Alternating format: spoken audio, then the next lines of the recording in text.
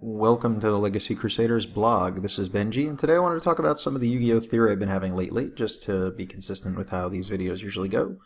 The Legacy of Crusaders official YouTube channel currently has 1,299 subscribers thanks to Akeem running around the YCS, 200th YCS, telling people about the channel, telling them that's where you can see the deck profile for his Altergeist build, where he came in top 32, and it's going to be on the channel probably tomorrow, or something like that.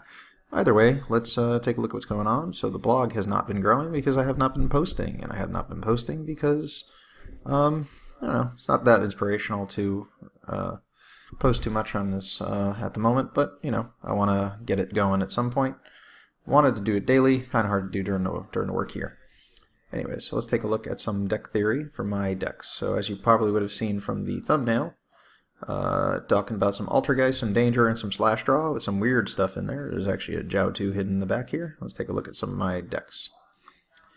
First up is Altergeist. If you look at the name, it's called Alter Mill because this initially began as a Lightsworn Altergeist deck, but the goal was to try and put some of the Altergeist cards in the graveyard quickly so that you could bring them back using other cards in the deck. So, for instance, this particular build plays two of a lot of things because I actually want to play Pot of Desires, and the reason I think I can get away with playing Pot of Desires is I'm running 47 cards.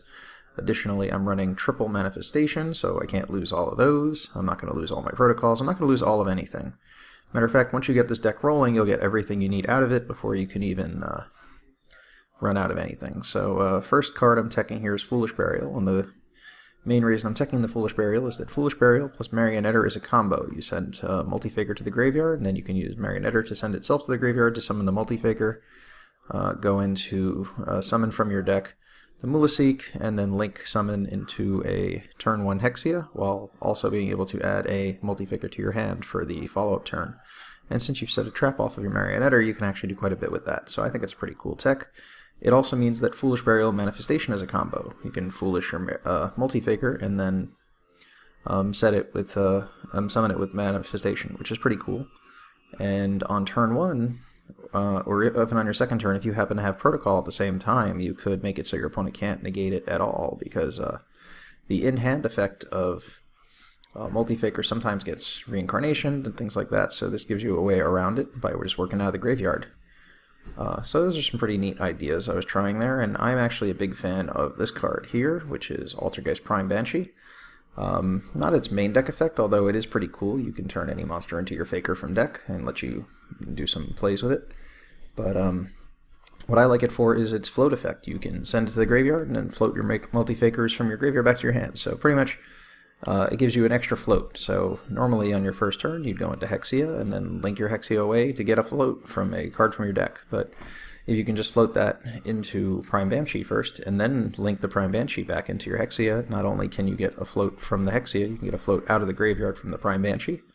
And then you can bring the Prime Banshee back every turn just like you would your Hexias so that they can float again and again. So it's kind of like an upgraded version of Silcoitus, because, you know, Silcoitus recovers a trap from your graveyard, but you can recover monsters from your graveyard as well with Prime Banshee, and sometimes you lose your Konkiri, and you might want to pick that back up.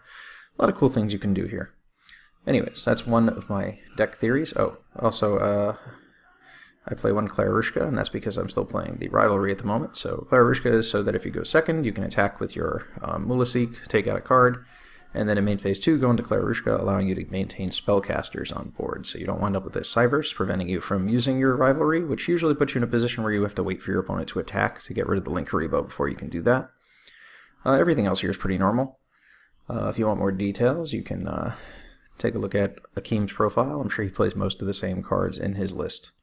Let's take a look at some of my other decks. I have this completely ridiculous piece of nonsense. This is my Shiranui Cyframe Mech Knights, upgraded for the latest ban list using some fun new tech cards. I'm playing a suite of danger cards, and the reason I'm playing all the danger cards at one is I believe if you want your danger card to go off, you want to have as few danger cards in your hand as possible.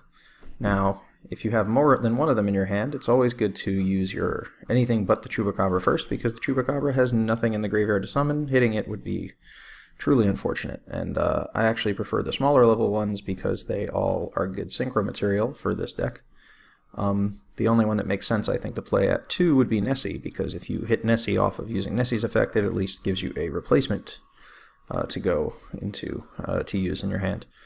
Now, people seem to think that you kind of have like an infinite sum of cards when you activate a danger because you get to summon it and then draw a card, but you do discard a card. So your hand actually depletes by 1 card every time you use a danger, so it's really hard to play danger where you would go plus on every card because you do have to play something that's worth discarding. Now, in this deck, I do play a wide variety of good discards, but occasionally you wind up with cards you just can't discard. So part of having less dangers means you can set more cards before you do it. You don't have to worry about hitting the dangers. In this case, I have zombies I can throw away, perhaps Fairy Tale Snow. Occasionally you wind up having to throw away something that's just not useful, like an evenly matched, but you know, you do what you can with it. So some interesting ideas I had for this deck included Gold Sarking into Necroface and then playing Burial from a Different Dimension. And you can play that kind of thing with any dark deck and play Allure of Darkness because Necroface is dark. You can try and get zombies banished so you can bring them back with Burial. And one of the other things I wanted to talk about was Slash Draw. Now, Slash Draw is a pretty neat card. It's an excellent going second card. It could potentially just win you a game. So I'm trying to test decks that take advantage of Slash Draw's effect to rearrange your graveyard. So what I mean by that is after you send cards from the top of the deck of your graveyard for Slash Draw, you get to place cards back in your deck. So now this makes it kind of like Upstart Pot of Avarice in a way, because Pot of Avarice lets you put 5 cards back in your deck and then draw 2 cards. But this is not quite that good. You draw 1 card, but you can recycle your extra deck. So Slash Draw would be good in a deck that goes into the extra deck a lot, because if you send cards from your deck to the graveyard that have good effects, you can return just your extra deck. So a Goki deck would be decent with Slash Draw if they didn't have such a better win condition, because you can just go through your entire extra deck and then put the whole thing back and keep everything in your graveyard. So cards that go into the extra deck a lot and then have good cards to leave in the graveyard would benefit greatly from Slash Draw. But the other thing I was trying to do was to make use of Burial from a Different Dimension being at 3. So the idea being a zombie deck with Slash Draw that played Allure of Darkness on Necroface would allow you to recycle your burials, never running out of zombies, reusing Mizuki, and making lots of monsters. It'd be pretty cool. So that's from some of the theory here, shuffling certain cards back into the deck, allow you to reuse cards that normally aren't expected to be reused. So I've been testing this interesting Yang Zing deck a little bit here and there. Thought being that I'm going to go second, and Slash Draw is going to allow me to put back my Yang Zing Path. So I essentially have an unlimited set of Pot of Greed, which is a really good card, of course. And I can also put back my extra deck monsters, because in this deck you will be synchro summoning a lot, go into Yazi and Baxia a lot, spin a lot of stuff. Still theorizing on what exactly to do with this deck, but the idea is good. There are some cards that are so good that putting them back in your deck you know, is really beneficial for you. And with Slash Draw, because you can always put back the second copy of Slash Draw that winds up in your graveyard with the